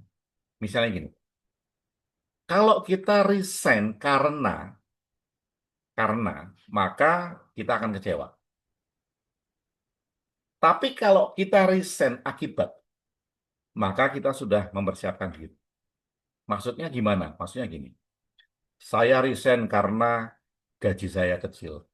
Saya resign karena saya tidak cocok dengan perusahaan saya.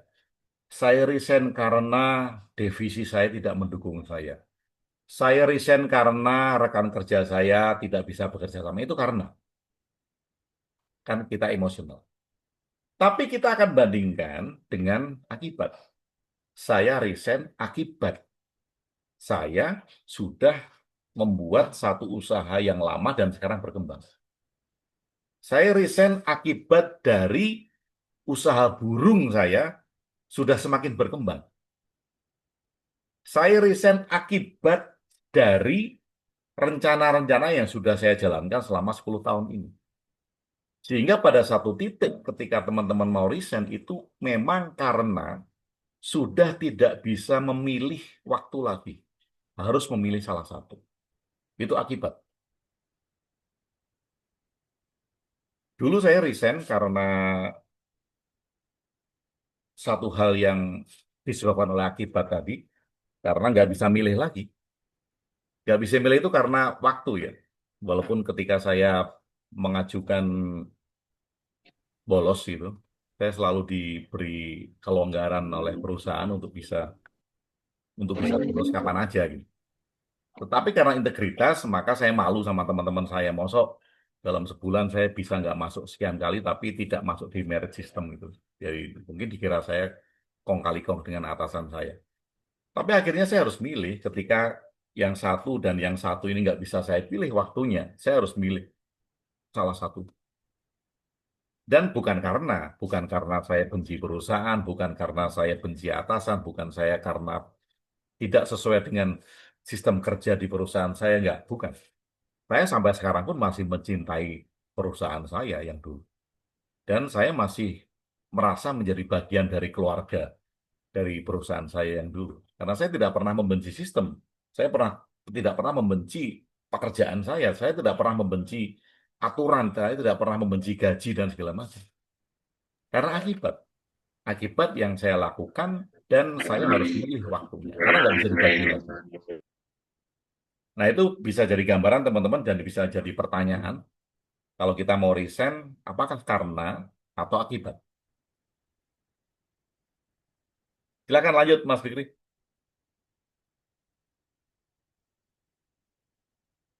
Baik, terima kasih Pak Agung. Ini ada lagi dari Pak Bambang juga, Pak Ibeng, Pak. Pak Agung, branding Bapak Highland Wellness, jadi Bapak termasuk golongan Highlander atau Immortal ya Pak? Ini Pak pertanyaannya Pak. Ya silakan Pak Agung, ya langsung ditanggapi. Iya, Immortal Pak. kita semuanya jadi immortal gitu. Ketika kita tahu proses pikiran, maka kan pikiran nggak pernah mati gitu kan. Kita akan jadi immortal.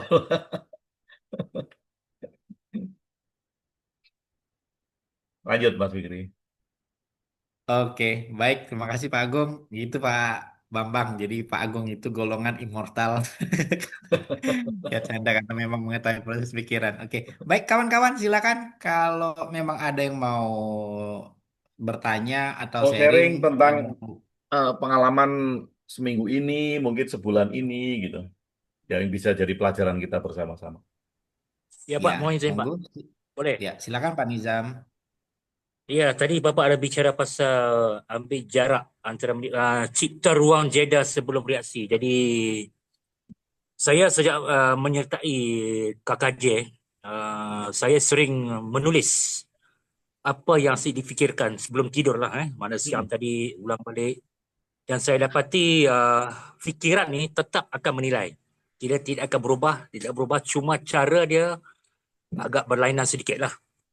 Uh, jadi baru-baru ni banyak peristiwa-peristiwa yang telah berlaku pada saya, yang mana saya akui bahawa kita ambil jadah dan kita kurang bereaksi. Tapi saya banyak menulis apa yang difikirkan oleh fikiran saya pada masa itu. Dan kesannya pada diri saya ialah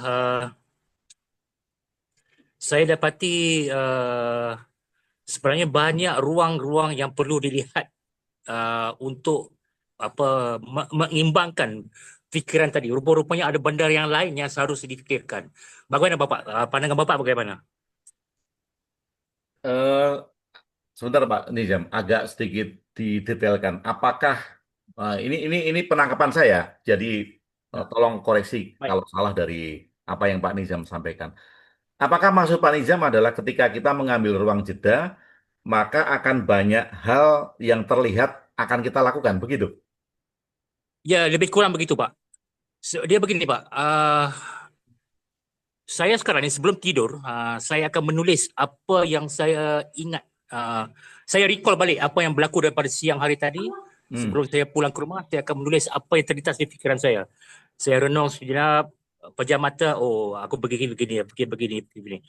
Makin banyak saya menulis, makin banyak idea yang datang bahawa ada ruang lain yang perlu saya lihat tentang fikiran saya tadi itu. Bermaknanya pemikiran saya tadi itu tidak benar. Ada lagi perkara lain yang saya perlu lihat. Lebih kurang begitu, Pak.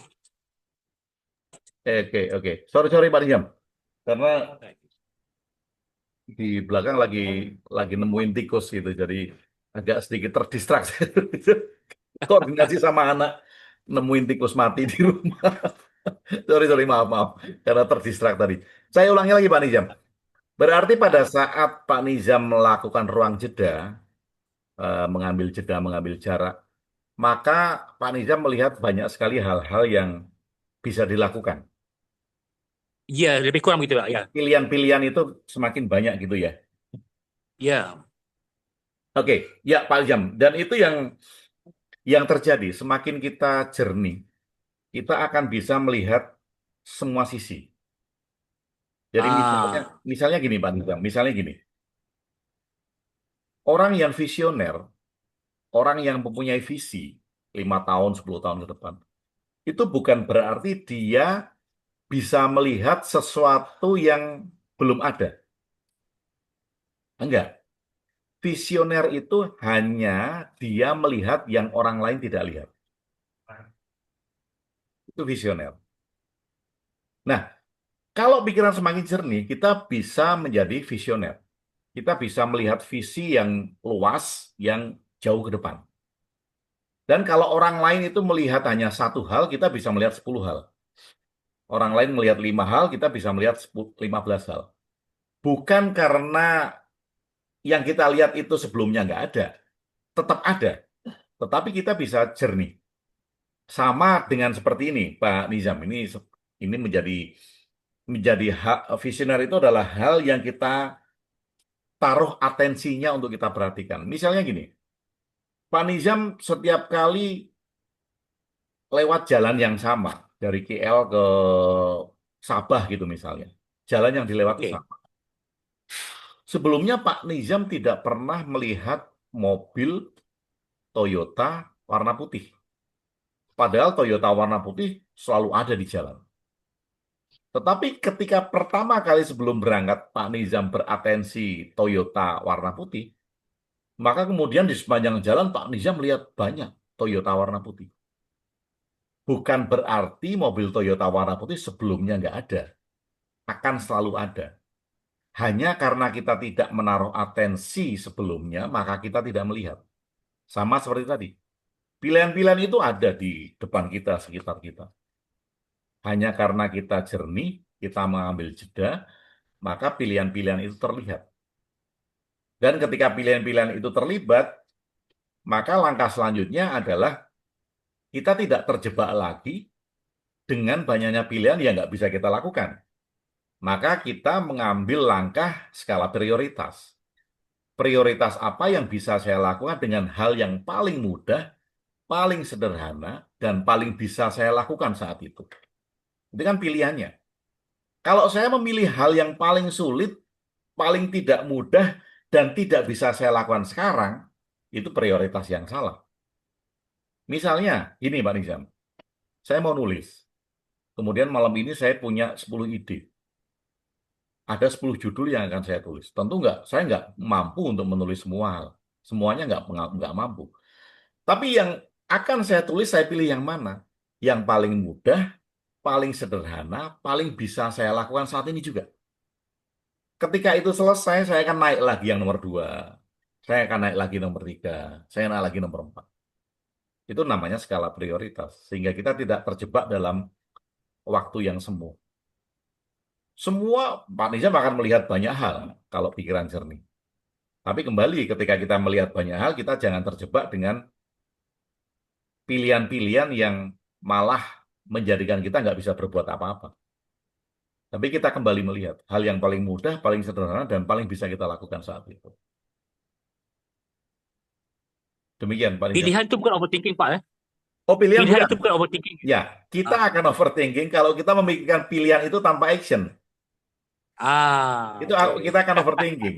Nah, bagaimana Ya, supaya kita nggak overthinking? Tadi, yang paling mudah, paling betul. sederhana, yang saat itu paling bisa kita lakukan. Kita nggak akan overthinking. Nah, saya akan overthinking misalnya gini, Pak Nizam.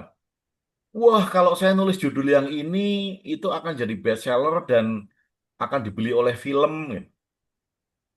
Saya akan overthinking memikirkan. Tapi kalau saya mulai dari yang paling sederhana, oke, dari teman-teman blog saya yang baca, yang paling bisa saya lakukan, saya posting di Kompasiana, yang baca sedikit nggak apa-apa, tapi yang saya posting itu paling mudah, paling sederhana, paling bisa saya lakukan. Nah, kalau tiba-tiba misalnya Pak Niza mau dirikan kafe, modalnya 2 miliar, walaupun itu sudah ada di ide, akan jadi overthinking karena nggak mudah kita lakukan sekarang, tidak sederhana, dan tidak bisa kita lakukan saat ini juga. Karena butuh modal yang besar. Nah, contohnya kayak gitu, Pak Nizam. Terima kasih, Pak. Terima kasih. Thank you, thank you. Lanjut, Mas Fikri. Oke, terima kasih Pak Nizam atas sharingnya dan Pak Agung. Ya, tadi eh, kita bisa melihat ya untuk menghindari overthinking, ya lakukan apa yang paling mungkin, memungkinkan ya, paling sederhana, paling mudah kita lakukan dan di saat ini gitu. Terima kasih. Selanjutnya saya izin membacakan pertanyaan dari Mbak Mia. Pak izin, salah satu bentuk latihan tadi dijelaskan. Berterima kasih atas apapun. Misalkan tiba-tiba saya melihat orang dan pikiran sudah terlanjur dan otomatis menilai. Apakah artinya saya harus langsung sadar dan saya mengucapkan terima kasih atas penilaian yang ditimbulkan pikiran saya tadi? Itu Pak pertanyaan dari Mbak Mia. Mungkin nanti kalaupun memang eh, lebih mau clear, Mbak Mia boleh open mic untuk bertanya, berinteraksi langsung dengan Pak Agung. Terima kasih. Terima kasih Mas Fikri. Terima kasih Pak Agung Ya, atas Mbak Mia. waktunya.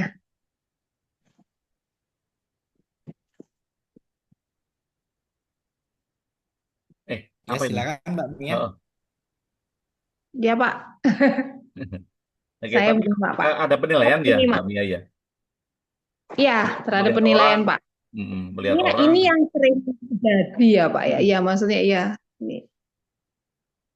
Ya, Yang sering terjadi dalam beberapa bulan ya tepatnya ya Pak ya. Kok mm, kok spontan spontan seperti itu Pak. mm. Mohon arahannya.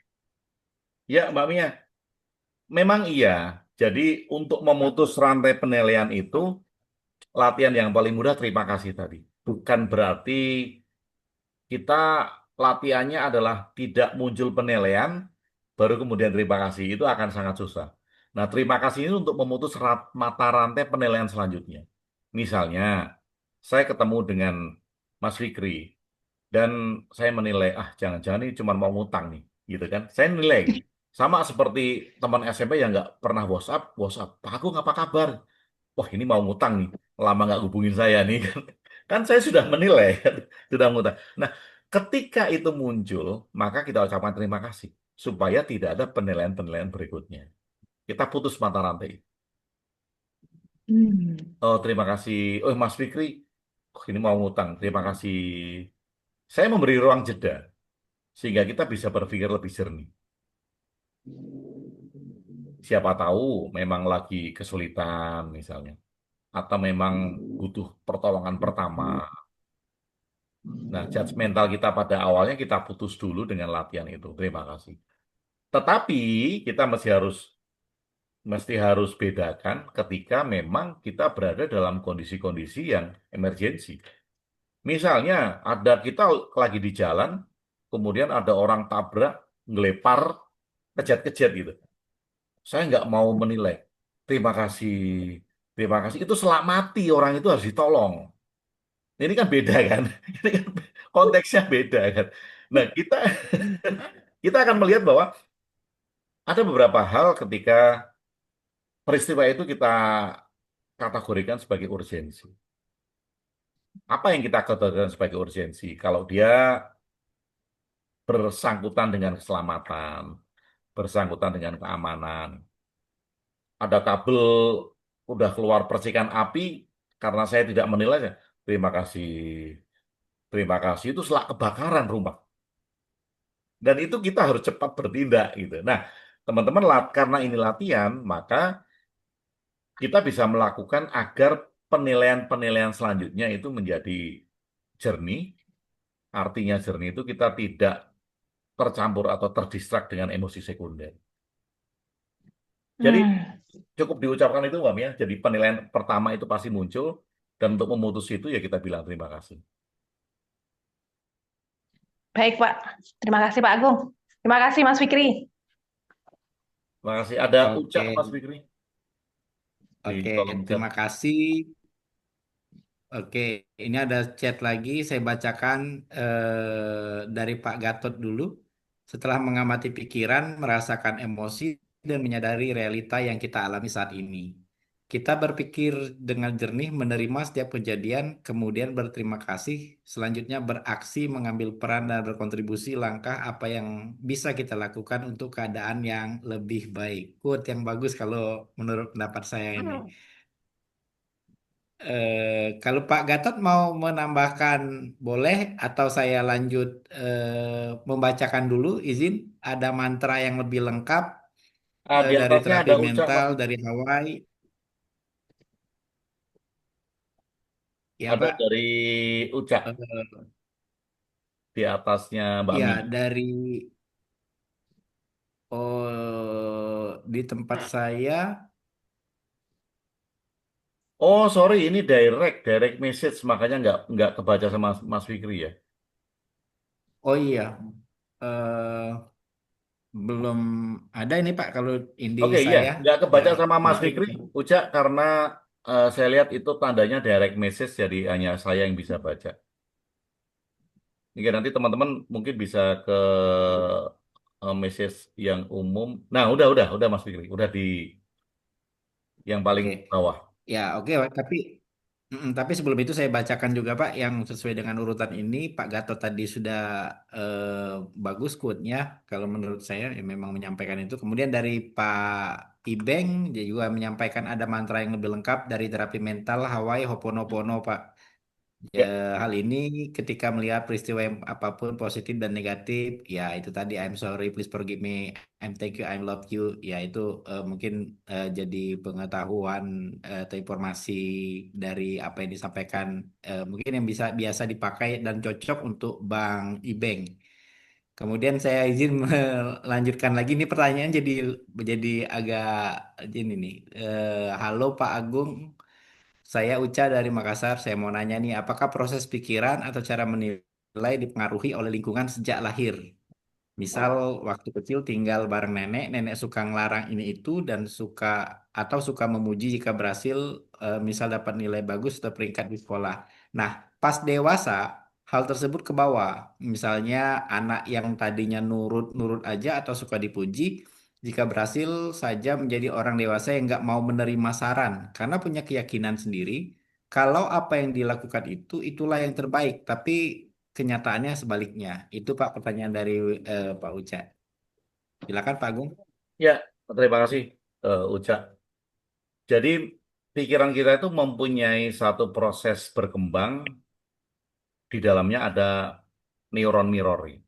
Neuron mirror itu kita belajar dari apa yang kita lihat, apa yang kita dengar, orang tua yang nggak pernah memberikan secara verbal, tapi dia memberi contoh itu akan direkam dan kita akan melakukan satu proses di dalam pikiran ya, di otak terutama yang disebut neuron mirror. Kita menduplikasi hal-hal yang kita lihat dan yang kita dengar. Jadi ya, di mana kita tinggal, lingkungan kita itu akan memengaruhi cara berpikir kita. Kalau tadi disebut bahwa waktu kecil tinggal bareng nenek, nenek suka melarang atau suka memuji, tapi nilainya dapat nilai bagus dipuji gitu misalnya. Atau dapat nilai nggak bagus itu juga dipuji kalau orang pada zaman dulu ya. Walaupun walaupun orangnya nggak bagus itu kalau orang Jawa itu alah bagus le gitu kan. Walaupun itu nggak bagus tapi nenek itu selalu bilang kita itu adalah orang yang paling bagus sedunia gitu, yang paling cakep sedunia. Dan lingkungan akan sangat mengaruhi betul sekali, sangat sangat mengaruhi. Maka yang perlu kita lakukan adalah kita melihat kembali apakah produk-produk pikiran kita sekarang ini merupakan duplikasi dari lingkungan, duplikasi dari orang tua, duplikasi dari teman, duplikasi dari buku, atau duplikasi dari sesuatu yang lain. Ini yang perlu kita lihat dan kita mesti jujur. Apakah saya menduplikasi sesuatu? Nah, kalau kemudian kita melihat bahwa ternyata saya menduplikasi dari budaya saya, dari lingkungan saya dulu, maka pertanyaan selanjutnya adalah, kalau saya membentuk satu kebiasaan baru, apakah kebiasaan baru saya nanti bisa membuat saya berkembang? Kalau belum, ya gunakan hal-hal yang sudah ada untuk digunakan berkembang. Tapi kalau hal-hal yang sudah ada yang kita duplikasi tadi tidak membuat kita berkembang, maka kita membuat pikiran-pikiran baru. Kalau saya selalu menyebutnya pikiran original kita, pikiran original. Dan pikiran original kita itu baru bisa kita buat kalau kita meruntuhkan pikiran lama kita, mau nggak mau. Karena hal-hal yang bersifat lama itu harus diruntuhkan untuk kita membuat jaring-jaring neuron baru, habit baru. Dari habit nanti akan baru tumbuh karakter. Dari karakter nanti tumbuh budaya. Jadi budaya kerja kita, budaya harian kita, baru kita bisa lahirkan kalau kita mempunyai habit yang baru, kebiasaan yang baru. Jadi kalau memang kayak tadi, masa lalu, masa kecil itu mempengaruhi setelah dewasa, dan kita menyadari itu, sebaiknya kita bikin habit baru yang bermanfaat, yang menunjang profesi kita, yang menunjang hubungan kita dengan apa yang sedang kita usahakan, hubungan kita dengan teman-teman. Nah, itu kita bikin baru. Kalau memang dari masa lalu itu tidak menunjang habit yang maju. Demikian, Uca. Terima kasih Pak Agung. Salam buat Unaifi. Iya Pak. Itu ada Kasming sama Arisman. Ada Bang Hayat juga. Itu satu tempat apa enggak? Beda tempat. Saya lagi di rumah Pak. Oh, Saya mungkin lagi ngumpul kayaknya. iya. Lagi ngumpul. Oh, oh itu ada. Iya. Halo Pak. Itu kalau kalau teman-teman Makassar sukanya ronda soalnya. Lanjut Mas Fikri, silakan. Oke, baik. Terima kasih Mbak Uca atas pertanyaannya dan Pak Agung jawabannya. Baik, apakah ada pertanyaan lagi? Kalau tidak ada pertanyaan, berarti ya saya izin ya. Alhamdulillah, mungkin tak terasa kita sudah sampai di penghujung sesi malam ini. Eh, Terima kasih mungkin atas kehadiran. Sekarang sudah jam 21.49 di laptop saya. Di Makassar pasti sudah bertambah 1 jam ya, Malaysia juga. Mungkin Ya, kawan-kawan ada aktivitas lain gitu kan selain dari Zoom ini. Tapi balik lagi, terima kasih atas kehadiran dan keterbukaan hati teman-teman semua. Dan tentunya terima kasih yang sebesar-besarnya untuk Pak Agung WB atas ilmunya tadi, bimbingan dan kehadiran penuhnya malam ini. Semoga apa yang kita pelajari kita diskusikan bisa menjadi jalan bagi kita untuk hidup lebih tenang, lebih sadar, dan lebih lapang dengan belajar melepas kebiasaan menilai dan mulai hadir di setiap nafas.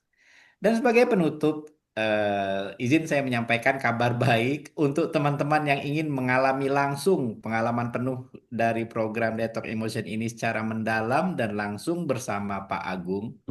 Insya Allah kami, Pak Agung akan mengadakan acara Detox Emotion di Palembang pada hari Sabtu tanggal 28 dan 29 Juni 2025 ya pukul 9 sampai 17 selama 2 hari. Bertempat di Hotel Amaris Palembang. Jadi acara ini terbuka untuk umum, cocok untuk siapapun, siapa saja yang ingin membersihkan emosi dari sampai ke akar-akarnya. Jadi bukan sekedar teori, tapi langsung praktek, praktek, dan praktek dengan bimbingan yang mendalam dan suasana yang sportif dan bersama dengan Pak Agung. Info dan pendaftaran bisa langsung hubungi saya, bisa hubungi Mas Woko dan Mas Bob sebagai kita sama-sama admin untuk menyelenggarakan program Detox Emotion ini di Palembang. Baik, silakan karena kuotanya juga cukup terbatas. Semoga kita bisa berjumpa secara langsung di sana.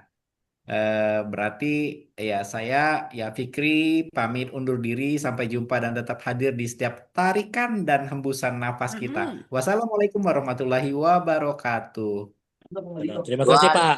Terima kasih Bapak. Terima kasih. Terima Ini kasih. share screen-nya Bob nggak muncul-muncul ya. Terima kasih. Oh iya. Terima kasih Pak Agung. Terima kasih banyak. Saya dapat banyak ilmu, banyak Terima kasih Mas pertanyaan yang Fikri. dijawab di malam ini. Oke, Terima terima kasih. Terima kasih Bapak. Terima kasih. Salam, dadah. Izin tes ya Pak. Rekamannya kena bayar ya Pak. Oh iya, ya Pak Nizam. Rekamannya kena bayar ya. Nah, rekamannya bayar, Iya, salah Pak sendiri Nizam. nggak ikut gitu. 500.000. Lima. Salah sendiri nggak Ayo ikut Pak gitu, Nizam ke rekamannya Palembang Pak bayar. Nizam. Oke, makasih semuanya. Saya tutup ya untuk Ya, pertemuan terima malam kasih ini. ya Selamat Bapak. bermalam minggu, Happy happy weekend. weekend. Selamat menikmati hari Minggu besok. Good day and good night. Terima Oke, kasih selamat Bapak. malam minggu semuanya. Terima kasih Supri. ya. Yang berkegiatan besok, selamat enjoy your Sunday. Selamat enjoy bangun siang. Iya, selamat menikmati bangun siang. Ya, terima kasih. Oke, saya close dulu ya supaya rekamannya bisa di-rendering. Oke, thank you semuanya. Terima kasih banyak. Dah. Thank you. Terima kasih Bapak.